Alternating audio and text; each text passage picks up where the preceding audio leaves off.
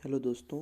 हम लोगों ने इसके पहले वीडियो में जो है जेट स्ट्रीम, जेट धाराओं की उत्पत्ति और जेट धाराओं की विशेषताएं, जेट धाराओं के प्रकार पढ़ लिए थे। त्रिकोशीय त्रियामी प्रसंचरण, आर्द्रता, विविध आर्द्रता मापन की विधियां, और उसमें फिर संघनन, बादल पढ़ लिए थे। आज हम लोग पढ़ेंगे वर्षण के बारे में।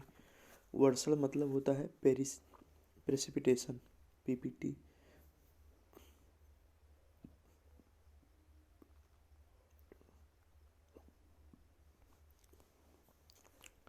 प्रेसिपिटेशन मतलब वर्षण। वर्षण क्या होता है? तो देखो, जो वर्षण होता है एक जलीय चक्र की अवस्था होती है जिसमें वायुमंडलीय आर्द्रता जो होती है वो संघनित होकर, संघनन हमने पढ़ लिया है, संघनित होकर गुरुत्वीय शक्ति के प्रभाव से, जो पृथ्वी है, तो जो यहाँ पे आर्द्रता होती है वो पृथ्वी की गुरुत्वीय शक्ति के प्रभाव से जल बूंदों एवं हिम कणों के रूप में धरातल की ओर आपतित होने लगती है। तो इधर देखिए, चित्र में भी आपको दर्शाया गया है। जो है वर्षण क्या होता है, ये जो आर्द्रता पहले पानी से ऊपर जाती है आर्द्रता, तो आर्द्रता के बाद यहाँ पे संघनन होता है, संघनन के बाद बादल बनते हैं, और बादल बनने के बाद जो है फिर वर्षा होती है नीचे, तो इसी को वर्षण कहते हैं।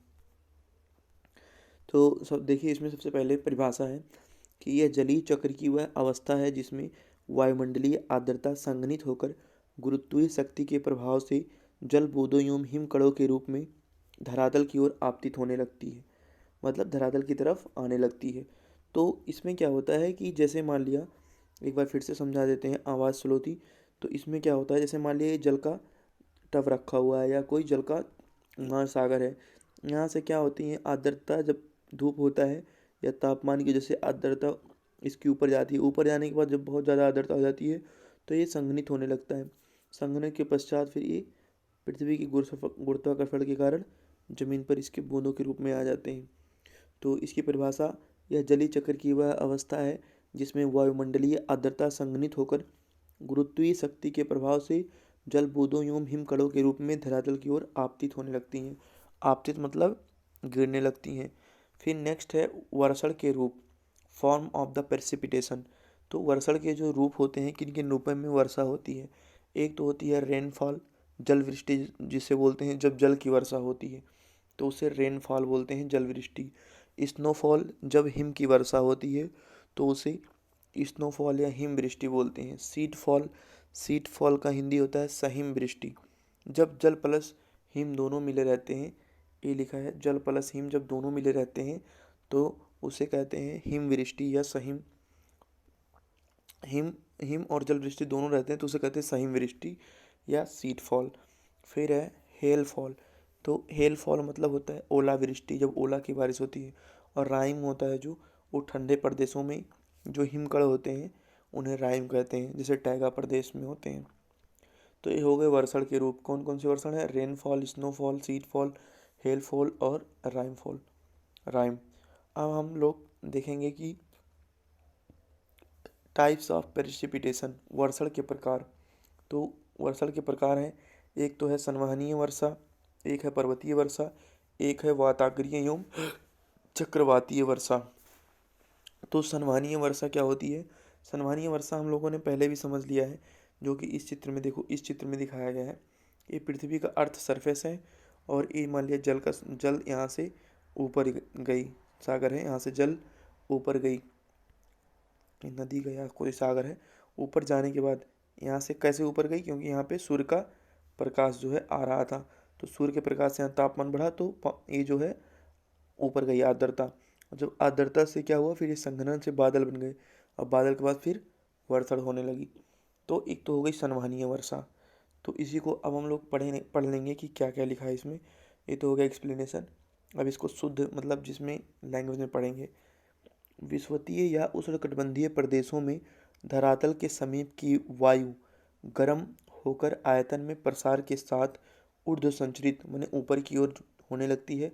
संवहन के दौरान आने वाली तापमान में गिरावट से उपस्थित आर्द्रता संघनित होकर जल बूंदों या हिमकणों के समूह में बदल जाती है, जिससे कपासी वर्षक बादल का निर्माण हो जाता है और जिनके द्वारा लगभग प्रत्येक दिन दोपहर के बाद अत्यधिक गरज चमक के साथ बादल विस्फोट के रूप में मूसलाधार वर्षा की जाती है, जिसे दोपहर के बाद की वर्षा कहा जाता है।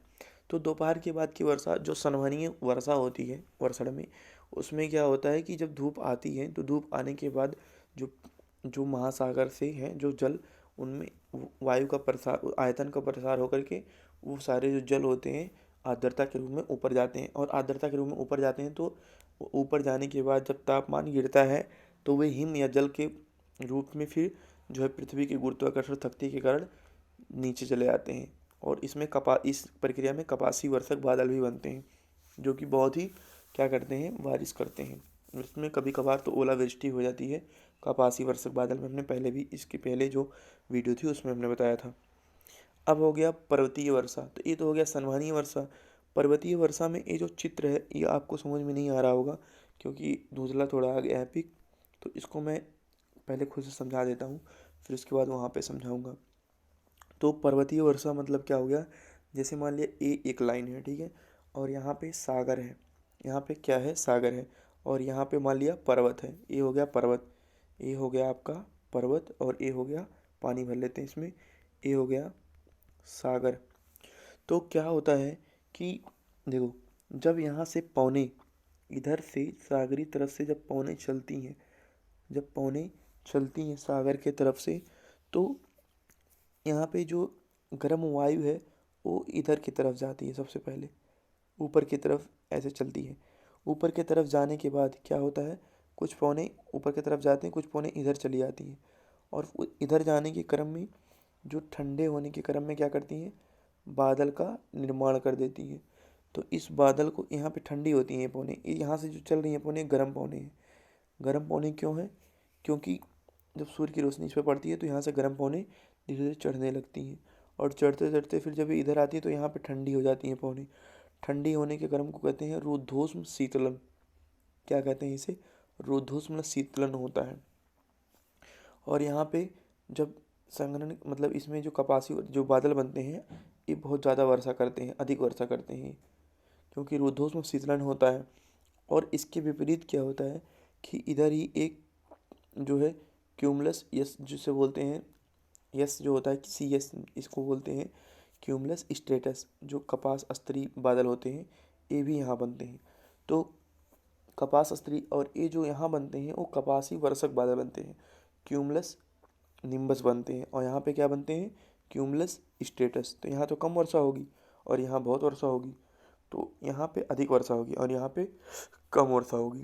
और यहाँ से जो वायु है धीरे धीरे इधर तो आती नहीं है उतनी, तो इधर जब बैकवर्ड होती हैं और थोड़ी थोड़ी जो है वो आती हैं विपरीत ढाल में, तो यहाँ पे रुद्धोष्म तापन की प्रक्रिया होती है।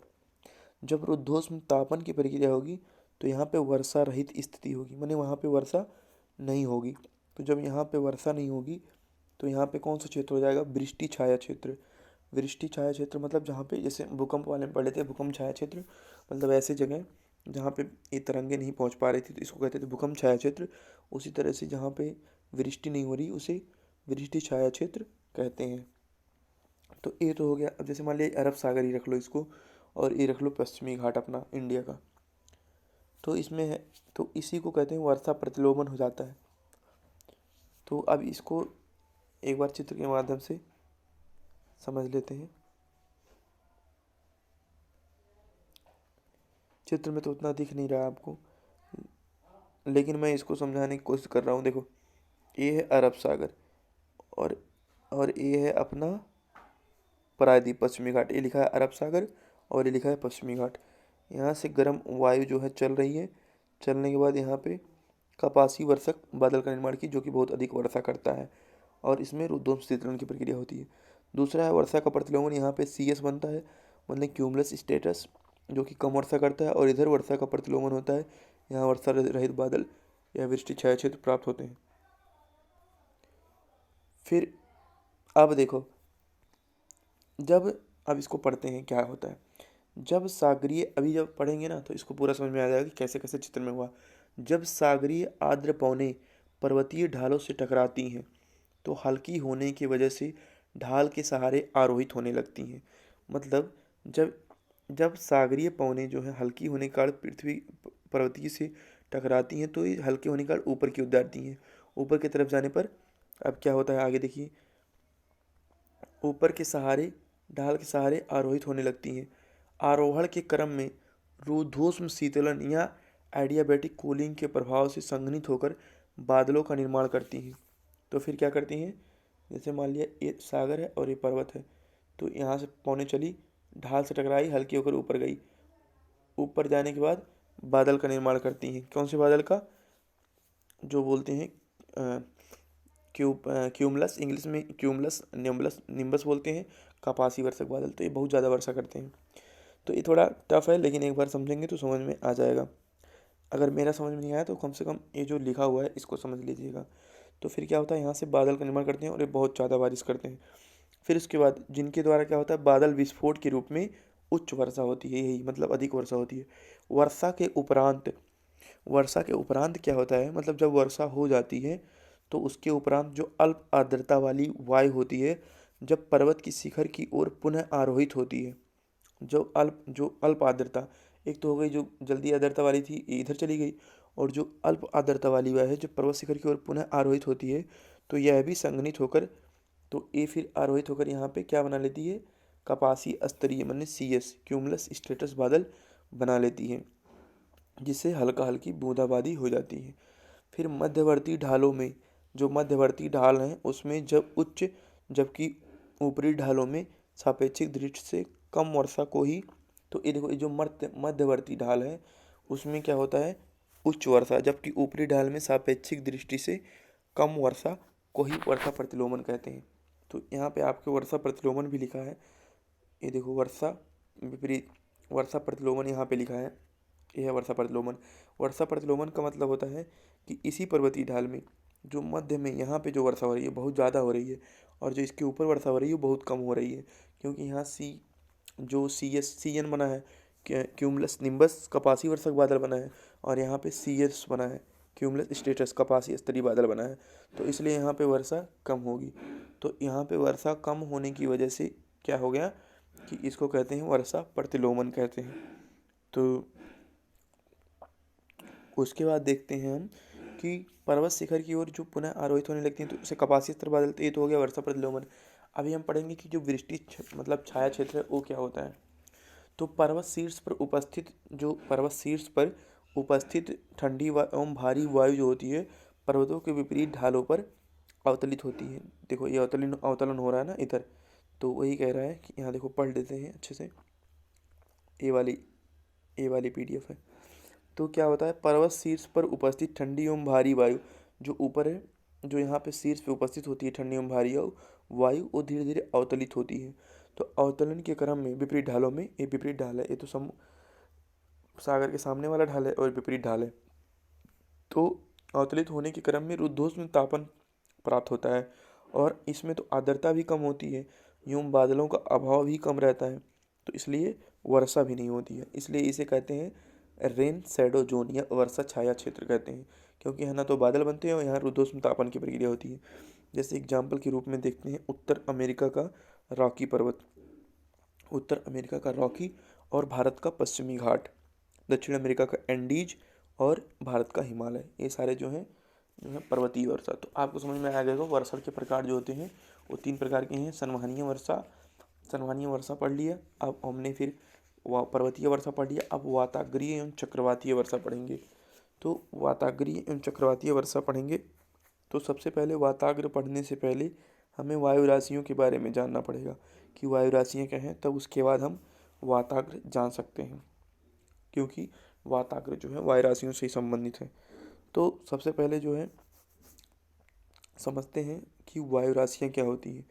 तो देखो पहले तो पढ़ लेते हैं।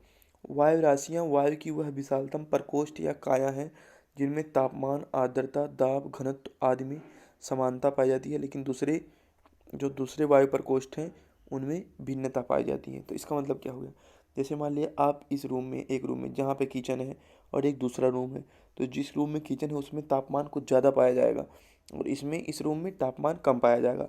तो अलग अलग प्रकोष्ठ हैं, तो अलग अलग प्रकोष्ठों में जो तापमान, आर्द्रता, दाब, घनत्व है वो भिन्न है, लेकिन अगर इस किचन वाले रूम में ही देखा जाए तो इसमें तापमान, आर्द्रता सब बराबर है। तो इसी तरह से कहा गया है इसमें कि जो वायु राशियाँ हैं, वायु की वह विशालतम प्रकोष्ठ है, मतलब एक विशालतम प्रकोष्ठ है, प्रकोष्ठ है मैंने बॉडी है जिसमें तापमान, आर्द्रता, दाब घनत्व आदि में समानता पाई जाती है। लेकिन दूसरे वायु प्रकोष्ठ, मान लिया दूसरा वायु प्रकोष्ठ है, इससे क्या होता है, भिन्न होता है। जैसे एक अर्थों में और समझा दें कि मान लिया एक एक कमरा ए है, एक कमरा ए है, तो इस प्रकोष्ठ में क्या होगा, एक प्रकोष्ठ में जो है पूरी temperature, pressure and density and humidity, इन सब में तो समानता पाई जाएगी, लेकिन इसका जो होगा ये दूसरे प्रकोष्ठ से बिल्कुल ही भिन्न होगा। तो इसे कहते हैं वायु राशियाँ, जो जिसमें और लेकिन दूसरे में भिन्नता पाई जाती है, इसे वायु राशियाँ कहती हैं। तो वही कहते हैं, वही परिभाषा दिया है।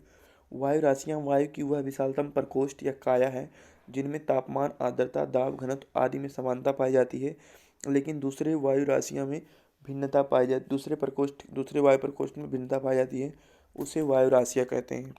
अब देखिए, वायु राशियों की उत्पत्ति की आदर्श दशाएं की कौन कौन सी हैं, कब कब वायु राशियाँ उत्पन्न होंगी। तो उसके लिए 3 कंडीशन है वायु राशियों के लिए। एक तो समरूपी धरातल होना चाहिए, मतलब ऐसे एक धरातल होना चाहिए समरूपी।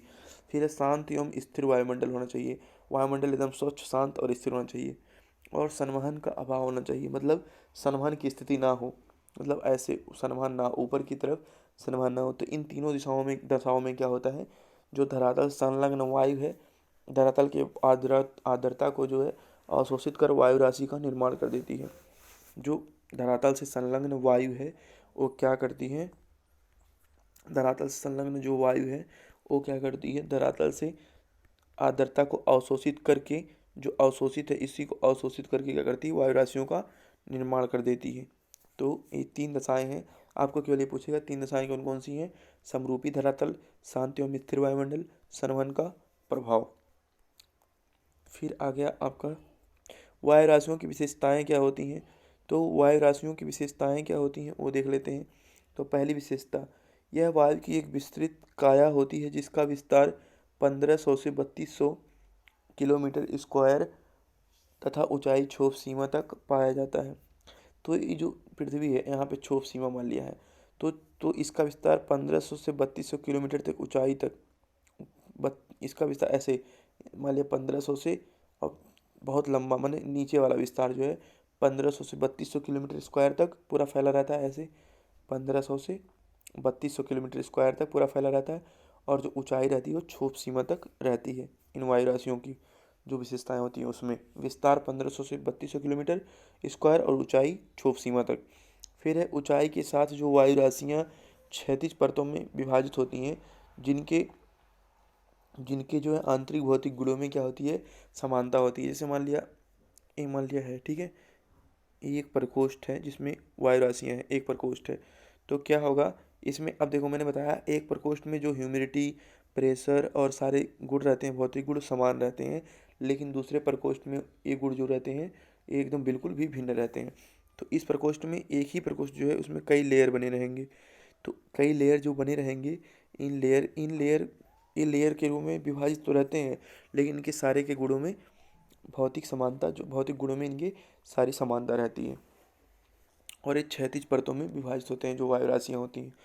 फिर देखो ऊंचाई के साथ जो है नॉर्मल लैप्स टेम्परेचर के साथ तापमान में कमी आती है। जैसे क्षोभ सीमा में ऊपर जाते हैं तापमान में कमी आती है, उसी तरह से ऊंचाई के साथ इसमें भी जाते हैं तो तापमान में कमी आती है।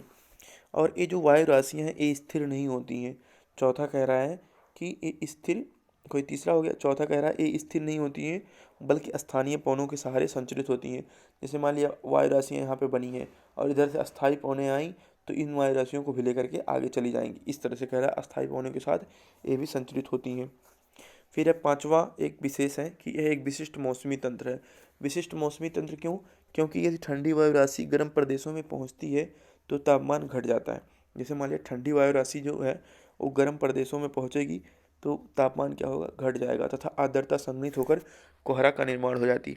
जबकि ठंडे प्रदेशों में पहुंचकर न केवल तापमान बढ़ाती हैं बल्कि वर्षा भी करती हैं। तो वायु राशियाँ क्या करती हैं, जब गर्म प्रदेशों में पहुंचती हैं वायु राशियाँ तो वहाँ पे तापमान घटा देती हैं। जैसे क्योंकि ठंडी वायु राशि है ना, तो ठंडी वायु राशि है और यहाँ गर्म प्रदेश है, तो गर्म प्रदेश की तापमान को क्या करती हैं, घटा देती हैं। जैसे मान लिया 40 डिग्री है टेम्परेचर, तो ठंडी गई तो इसका टेम्परेचर कितना होगा, 36 डिग्री सेल्सियस हो जाएगा ना, क्योंकि ठंडी मिल गई।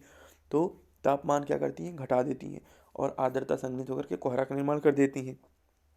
ठंड रहेंगी तो कोहरा का, जबकि ठंडे प्रदेशों में पहुंचकर जो गर्म वायुराशियाँ होती हैं वो तापमान को बढ़ा देती हैं। जो गर्म वायुराशियाँ होती हैं ठंडे प्रदेशों में पहुंचेंगी तो तापमान को क्या करेंगी, बढ़ा देंगी। तो ये हो गया वायु राशियों के जो तीनों जो वायु राशियाँ हैं वो, मतलब अभी हम लोग देखो 3 चीज़ पढ़ रहे थे। पहला पढ़ रहे थे वर्षण में, पढ़ रहे थे संवहनीय वर्षा, पर्वतीय वर्षा और चक्रवातीय वाताग्रीय वर्षा। तो वाताग्र पढ़ने के लिए वायु राशियाँ पढ़ना पड़ेगा। तो वायु राशियों में हमने पढ़ा वायु राशियाँ क्या हैं, वायु राशि की उत्पत्ति की दिशाएं, जिसमें समरूपी धरातल, जो स्थिर वायुमंडल, असंवहन का अभाव। फिर वायु राशियों की विशेषताएं, इसमें 3-4 विशेषताएं पढ़े। अब प्रकार पढ़ेंगे। तो वायु राशियों के प्रकार पढ़ने के लिए हम लोग इसमें पढ़ते हैं वायु राशियों का प्रकार। तो वायु राशियों का वर्गीकरण भिन्न भिन्न आधारों पर किया जाता है। एक तो है आधार तल के आधार पर। तो आधार तल के आधार पर 2 हैं, महाद्वीपीय और सागरीय। इसको थोड़ा जूम आउट कर लेते हैं। देखो, महाद्वीपीय और सागरीय, तो सी से कॉन्टिनेंटल और एम से मैरिटाइन, महाद्वीपीय और सागरीय हो गया। फिर अवस्थिति के आधार पर 2 हैं, उष्णकटिबंधीय और ध्रुवीय। उष्णकटिबंधीय को ट्रॉपिकल और ध्रुवीय को पोलर। फिर तापमान के आधार पर गर्म एवं ठंडी है। स्थिरता के आधार पर अस्थायी एवं अस्थायी है। ऋतु के आधार पर समर और विंटर है। तो इन 5 आधारों पर जो है इनको बांटा गया है। एक तो है आधार तल के आधार पर, जिसमें महाद्वीपीय और महासागरीय में बांटा गया है। और एक है अवस्थिति के आधार पर, जिसमें उष्णकटिबंधीय और ध्रुवीय मापा गया है। एक है तापमान के आधार पर गर्म एवं ठंडी मापी गई है। एक है स्थिरता के आधार पर अस्थायी एवं अस्थायी मापी गई है। और एक है ऋतु के आधार पर, जिसमें समर और विंटर मापा गया है। इस प्रकार त्रिवार्था महोदय ने इन सबको मिलाकर कुल 32 रचना की है। 32 कैसे, तो देखो, एक के पहले मान लिया कॉन्टिनेंटल, इसको उठा लिया, इस कॉन्टिनेंटल को उठा लिया, तो एक के साथ ए दोनों, फिर इन दोनों के साथ ए दोनों, फिर इन दोनों के साथ दो, फिर इन दोनों के साथ दो, मतलब सारे को एक साथ आना चाहिए। जैसे मैं समझा के बताता हूँ। जैसे मान लिया कॉन्टिनेंटल को उठा लिया, तो कॉन्टिनेंटल के कौन कौन से होंगे, पहले टी पी के साथ आएगा, तो सी टी हो जाएगा और एक सी पी हो जाएगा। अब इस सी टी का क्या हो जाएगा, 2 हो जाएंगे। कौन कौन से, सी टी डब्ल्यू और सी टी के हो जाएगा। फिर इस सी टी डब्ल्यू का भी ऐसे हो जाएगा, सी टी डब्ल्यू का क्या हो जाएगा, सी टी डब्ल्यू एस और सी टी डब्ल्यू यू हो जाएगा। फिर सी टी डब्ल्यू एस का भी 2 हो जाएगा। कौन कौन हो जाएंगे, सी टी डब्ल्यू एस और यस हो जाएगा एक, और C T W S W हो जाएगा इस तरह से। तो 32 हैं। तो आपको ये दिखा दे रहा हूँ चित्र, इसको बना लेना। देखो, ये हैं 32, पूरे 16 ऊपर वाले हैं और 16 नीचे वाले बनेंगे।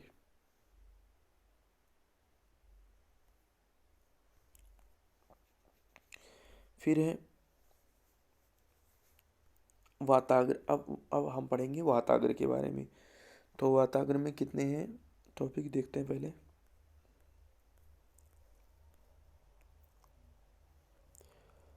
तो चक्रवात यहाँ शुरू हो रहा है। चलो ठीक है, वाताग्र खत्म कर देते हैं, वाताग्र खत्म हो जाएगा क्योंकि स्टोरेज कम रहता है ना, तो एक बार अपलोड कर देते हैं तो फिर उसका दोबारा रिकॉर्ड करना पड़ता है।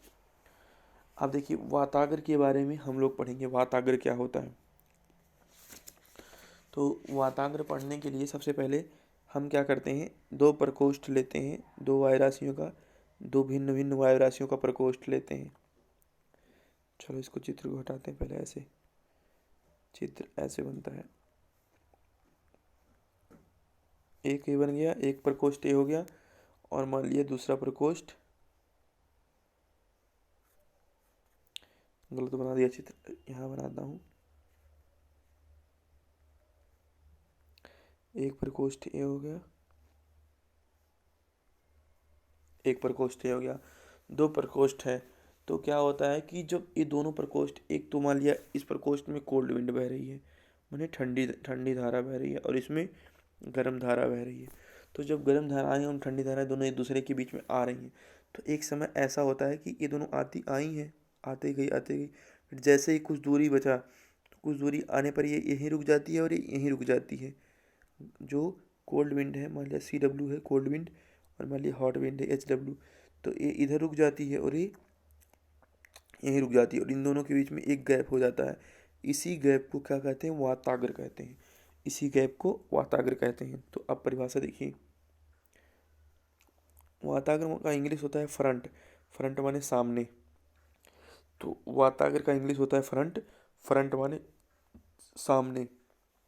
यूरोपीय मौसमी दशाओं में हो रहे त्वरित परिवर्तनों की व्याख्या करने के लिए नॉर्वे के विद्वान बर्कनीज, कौन विद्वान थे? बर्कनीज। बर्कनीज ने वाताग्र एवं वायु राशि की संकल्पना को जन्म दिया। किसने संकल्पना को जन्म दिया? बर्कनीज ने वाताग्र एवं वायु राशि की संकल्पना को जन्म दिया। अब यहाँ से परिभाषा स्टार्ट है। जब दो विरोधाभासी भौतिक गुणों वाली वायु राशियों के अभिसरण, मतलब अभिसरण हो रहा है ना, दोनों एक दूसरे की तरफ आ रही हैं, अभिसरण से संक्रमणशील उभयनिष्ठ ढाल युक्त वात क्षेत्र को वाताग्र कहते हैं। वात माने वायु क्षेत्र को क्या कहते हैं? वाताग्र कहते हैं। जिसके सहारे ये वायु राशियाँ अपने अपने भौतिक गुणों का आदान प्रदान करती हैं। और ये वाताग्र यही होता है जिसके सहारे से क्या करती हैं? ये दोनों जो वायु राशियाँ हैं एक दूसरे के भौतिक गुणों का आदान प्रदान करती है। इसको देती है, इसको देती है, लेकिन कुछ समय के लिए बीच में स्थिर रहती हैं। इन्हें कहते हैं, क्या कहते हैं? वाताग्र कहते हैं। और इसी समय क्या करती हैं? दोनों इसी के सहारे, इसी वाताग्र के सहारे दोनों वायु राशियाँ अपने अपने भौतिक गुणों को आदान प्रदान करती हैं। तो वाताग्र की उत्पत्ति की आवश्यक दशाएं, मतलब किन किन समय में वाताग्र उत्पन्न होगा? तो पहली बात तो दो विरोधी वायु राशियों का एक क्षैतिज अक्ष के सहारे अपसरण होना चाहिए। माने दोनों वायु राशियाँ तो आए, लेकिन ये दोनों हैं जो हैं, ये दोनों वायु राशियाँ विरोधाभासी माने अलग अलग गुण वाली हों, कोई ठंडी हो कोई गर्म हो। फिर दूसरा, इनका विस्तार जो है बढ़ाने पर, इनका विस्तार वायु राशियों के चौड़ाई पर निर्भर करता है। इनका विस्तार जो है वायु राशियों की चौड़ाई पर निर्भर करता है, जबकि ऊंचाई जो है ढाल युक्त सीमा छोप सीमा तक होती है। तो ऊंचाई तो बहुत ज़्यादा होती है, उतनी ही होती है, ऊंचाई ऊपर तक छोप सीमा तक होती है, लेकिन चौड़ाई किस पर निर्भर करती है? वाताग्र की चौड़ाई जो निर्भर करती है वो वायु राशियों की चौड़ाई पर निर्भर करती है। जो वायु राशियों की चौड़ाई होगी वही इसकी भी, वाताग्र की भी चौड़ाई होगी। फिर है तीसरा है कि इनकी चौड़ाई इस बात पर निर्भर करती है कि दोनों के बीच तापमान में अंतर कितना है। अगर दोनों के बीच तापमान में अंतर ज़्यादा होगा तो चौड़ाई भी ज़्यादा होगी। तो एक तो हो गया तापमान में वायु राशियों के तापमान में अंतर, वायु राशियों की चौड़ाई। ऐसे देखो, एक हो गया इनको प्रभावित करने वाली आवश्यक दशाएं कौन कौन सी हैं? दो विरोधाभास वायु राशि होनी चाहिए। वायु राशियों की चौड़ाई से इनकी चौड़ाई बढ़ती है, तापमान बढ़ने से दोनों का इनका तापमान बढ़ता है। वाताग्र निम्न दाब के केंद्र होते हैं। तो निम्न दाब के केंद्र होंगे तो जिनमें दोनों वायु राशियाँ ताप एवं आर्द्रता का आदान प्रदान हो करती हैं। तो वाताग्र क्या होते हैं? निम्न दाब होता है वाताग्र के अंदर। जो वाताग्र बना है यहाँ पे निम्न दाब का केंद्र होता है। और वाताग्र जो है स्थिर नहीं होते, बल्कि वायु राशियों के सहारे मंद गति से संचरण करते हैं। जिस तरह से वायु राशियाँ स्थिर नहीं होती, उसी तरह से वाताग्र भी स्थिर नहीं होते, बल्कि वायु राशियों के सहारे मंद गति से संचरण करते हैं। और जो वायु राशियाँ थी वो अस्थायी पवनों के सहारे मंद गति से संचरण करती हैं। फिर है वाताग्रों में समदाब रेखाओं का झुकाव पाया जाता है, जिसे किंक कहा जाता है। तो एक किंक बहुत ही इंपॉर्टेंट है। जो किंक वर्ड है, वायु राशियों वाताग्रों में क्या है? समदाब रेखाओं का झुकाव पाया जाता है। जैसे मान लिया ये समदाब रेखाएं ऐसे चल रही हैं तो थोड़ा सा ऐसे झुक गई, तो झुकने को इसी को कहते हैं किंक। जो वाताग्र है उसमें एक किंक पाया जाता है, इसी को कहते हैं किंक कहते हैं। समदाब रेखाओं को झुकाव पाया जाता है जिसे किंक कहा जाता है। वाताग्रों की उत्पत्ति वाताग्र जनन कहलाती है, और वाताग्रों का अंत जो है वाताग्र क्षय कहलाता है। वाताग्र जनन को इंग्लिश में कहते हैं फ्रॉन्टोजेनेसिस, एंड वाताग्र क्षय को फ्रॉन्टोलिसिस कहते हैं। तो ये हो गया वाताग्र जनन। अब हो गया वाताग्र के प्रकार एवं संबंधित मौसमी दशाएं। तो वाताग्र के प्रकार कितने होते हैं? तो 4 प्रकार के वाताग्र होते हैं। स्थैतिक वाताग्र, उष्ण वाताग्र, शीत वाताग्र, अधिविष्ठित अधिविष्ठित वाताग्र या संशोधित वाताग्र।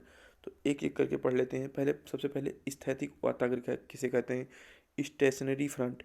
तो क्या होता है, जब वेस्टर्न जो लीज होती हैं, वेस्टर्न लीज होती हैं, हार्ट जो एयर मास है, गर्म वायु राशियाँ हैं, पछुआ पौने, और इधर से दूर ठंडी पौने जब चलती हैं तो आने के बाद कुछ देर रुक जाती हैं और बीच में रुक जाती हैं। तो इसमें क्या होता है, वायु रुक जाती है यहीं आकर के, और वायु के रुकने से बीच में एक क्षेत्र बन जाता है जिसे स्थैतिक वाताग्र कहते हैं। तो इसको पढ़ लेते हैं आप। जब ठंडी एवं गर्म वायु राशियां अभिसरण के क्रम में एक दूसरे के सम्मुख कुछ समय के लिए स्थिर हो जाती हैं तो इनके मध्य स्थैतिक वाताग्र बनते हैं। कुछ समय के लिए स्थिर हो जाती हैं तो इनके मध्य स्थैतिक वाताग्र बनते हैं। इस दशा में मौसमी दशाएं लगभग स्थिर रहती हैं और थोड़ी थोड़ी बूंदाबांदी हो जाती है। दूसरा, उष्ण वाताग्र। उष्ण वाताग्र क्या होता है? उष्ण वाताग्र में क्या होता है, जैसे मान लिया ये हो गया हमारा, यहाँ से कोल्ड विंड मानी ठंडी ठंडी पवनें चली और इधर से गर्म पवनें जा रही हैं। मैं इसको ऐसे समझाता हूँ, जैसे मान लिया ए है हमारा, तो यहाँ से ठंडी पवनें चल रही हैं और इधर से गर्म पवनें आ रही हैं। तो उस वाताग्र में क्या होता है, जो गर्म पवनें होती हैं वो हल्की होने के कारण ऊपर चली जाती हैं, खुद ही ऊपर चली जाती हैं, और ठंडी पवनें नीचे चली जाती हैं। तो नीचे आने के बाद ये जो हल्की पवनें होती हैं, देखो यहाँ पे बादल का निर्माण कर रही हैं, निम्बस स्ट्रेटी बादल का निर्माण कर रही हैं। तो यही कह रहा है कि उस वाताग्र में, उस वाताग्र और शीत वाताग्र को एक साथ समझेंगे कि देखो चित्र इसमें ऐसे बना लेते हैं। उष्ण वाताग्र और शीत वाताग्र क्या होते हैं? तो उष्ण वाताग्र में जैसे मान लीजिए ठंडी पवनें इधर से भी चल रही हैं और गर्म पवनें इधर से चल रही हैं, यहाँ भी ठंडी चल रही है, इधर भी गर्म चल रही है। तो क्या होता है, ठंडी आनी गई, ठंडी आती गई, गर्म आती गई। तो उष्ण वाताग्र में क्या होता है, ये पवनें, गर्म पवनें हल्की होने के कारण इस ठंडी पवनें के ऊपर चली जाती हैं, खुद ही ऊपर चली जाती हैं और बीच में वाताग्र बन जाता है। बल्कि इसमें क्या होता है कि इसमें एक खुद ऊपर नहीं जाती हैं गर्म पवनें, बल्कि कोल्ड पवनें जो होती हैं वो नीचे आती हैं और इसको ऊपर धकेल लेती हैं, अपने ऊपर धकेल लेती हैं। तो इसे कहते हैं शीत वाताग्र, क्योंकि इसमें कोल्ड पवनें इसको ऊपर धकेल रही हैं और यहाँ पे एक खुद ऊपर जा रहा है। तो आप समझ में आया होगा, उम्मीद करते हैं। तो इसको हम पढ़ लेते हैं। जब गर्म वायु, एक मिनट, जब गर्म वायु राशि सक्रिय होकर ठंडी वायु राशि पर स्वयं आरोहित हो जाए तो उष्ण वाताग्र बनते हैं, जिससे वर्षक स्तरीय बादल कई दिनों तक बारिश करते हैं। यहाँ पे वर्षक स्तरीय बादल बनते हैं जो कई दिनों तक बारिश करते हैं। शीत वाताग्र किसे कहते हैं? तो शीत वाताग्र होता है जब ठंडी वायु राशि सक्रिय होकर गर्म वायु राशि को अपने ऊपर धकेल दे, तो इस दशा में कपासी वर्षक बादल बनते हैं। और कपासी वर्षक बादल क्या करते हैं, कुछ समय तक मूसलाधार बारिश करते हैं। और शीत वाताग्रों का जो ढाल होता है उष्ण वाताग्रों से अधिक पाया जाता है। क्यों? देखो, उष्ण वाताग्र में ऐसे ढाल हैं और शीत वाताग्र में इस तरह से ढाल हैं। तो शीत वाताग्र में जो ढाल है वो उष्ण वाताग्रों से अधिक है। फिर अधिविष्ठित या संशोधित ऑकुलेटेड, संशोधित है कि संरोधित है? संरोधित है, संरोधित वाताग्र। तो अधिविष्ठित या संरोधित वाताग्र क्या होते हैं, इसको देख लेते हैं चित्र के माध्यम से। पहले एक बार पढ़ लेते हैं, फिर समझ में आएगा हमको, तो मैं आपको समझा दूंगा। यदि गर्म वायु राशि स्वयं सक्रिय होकर ठंडी वायु राशि पर पूर्णतः आरोहित हो जाए या ठंडी वायु राशि सक्रिय होकर गर्म वायु राशि को अपने ऊपर धकेल दे, तो गर्म वायु राशि धरातल से चिपकी ठंडी वायु राशि के ऊपर लटकी हुई प्राप्त होती है तथा दोनों के जो हीट हैं वो क्या कहलाते हैं, संरोधित वाताग्र कहते हैं। दोनों के जो हीट हैं वो संरोधित वाताग्र बनता है। और इस दशा में दोनों बादलों से हल्की वर्षा होती है। अधिविष्ठता के बाद जो है CAW माने कोल्ड एयर विंड जो होती है वाताग्र समाप्त हो जाती है। जो अधिविष्ठता हो जाती है जब, तो कोल्ड, ये देखो कोल्ड एयर विंड जो जो ठंडी वायु राशि हैं वो समाप्त हो जाती हैं। तो इसका मतलब ये कह रहा है कि देखो यहाँ पे समझाते हैं। मान लिया ए हो गया, इधर से ठंडी वायु राशि चल रही है, कोल्ड एयर विंडो चल रही है, इधर से कोल्ड एयर विंड चल रही है, इधर से मतलब गर्म चल रही है।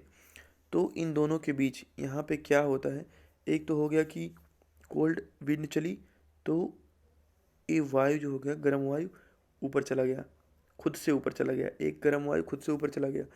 और एक जो है, एक जो कोल्ड, देखो फिर से समझ में नहीं आएगा, एक बार फिर समझाते हैं। यहाँ से कोल्ड विंड आ रही है, इधर से गर्म आ रही है। तो क्या होता है कि गर्म हल्की होने के कारण ऊपर चली जाती हैं, तो ऊपर चली जाती हैं तो एक इस तरह से वाताग्र बनता है। और एक तो ऐसा होता है कि ये कोल्ड विंड नीचे जाती है और ये जो है ऐसे ऊपर लटक आता है, ये नीचे आती है तो ये ऊपर चला जाता है। तो इन दोनों के बीच यहाँ पे जो वाताग्र बन रहा है इसे कहते हैं अधिष्ठित या संरोधित वाताग्र। और जो यहाँ पे बनता है उससे कोल्ड विंड धीरे धीरे क्या होती है, ख़त्म हो जाती है। जो कोल्ड एयर मास होती है वो धीरे धीरे समाप्त हो जाती है इसके होने के बाद।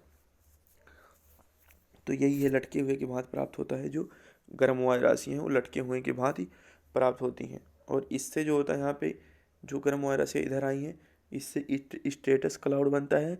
और जो कोल्ड विंड के नीचे जाने से यहाँ पे लटकी हुई हैं वायु, जो कोल्ड विंड अंदर गया तो यहाँ लटक गई, और एक खुद से आई, तो जो खुद से आई हैं तो यहाँ से बना है स्ट्रेटस क्लाउड और यहाँ बना है क्यूमुलस क्लाउड, कपासी वर्षक, और दोनों से हल्की हल्का वर्षा होती है। अब हम पढ़ेंगे नेक्स्ट वीडियो में चक्रवात के बारे में। तो इतना समझ में आया होगा उम्मीद करते हैं, नहीं समझ में आया होगा तो ये नोट्स पढ़ लीजिएगा हाई पिक्सल पे करके, क्योंकि वैसे तो ये दिखेगा नहीं जब तक 760 पे नहीं देखेंगे। तो वाईफाई होना ज़रूरी है, या तो मैं इस नोट्स को टेलीग्राम में प्रोवाइड कर दूंगा लिंक में, तो उसमें आप लोग को मिल जाएगा नोट्स। फिर है चक्रवात के बारे में।